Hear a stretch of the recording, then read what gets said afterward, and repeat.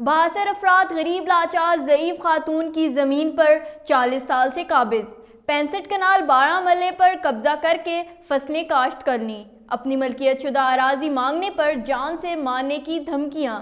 اسی حوالے سے دیکھتے ہیں حاصل پور سے عمیر سلطان کی یہ رپورٹ۔ در بدر کی ٹھوکریں کھاتی بے بسی کی تصویر یہ ہے سلیمہ بی بی، جو اپنی زندگی کا آدھا حصہ انصاف کے حصول کے لیے گزار کر آج بھی آس لگائے ہوئے ہے کہ شاید اس کے جیتے جی ہی انصاف کا بول بالا ہو جائے۔ غم فکر کرتی نم فالج ہو گیا۔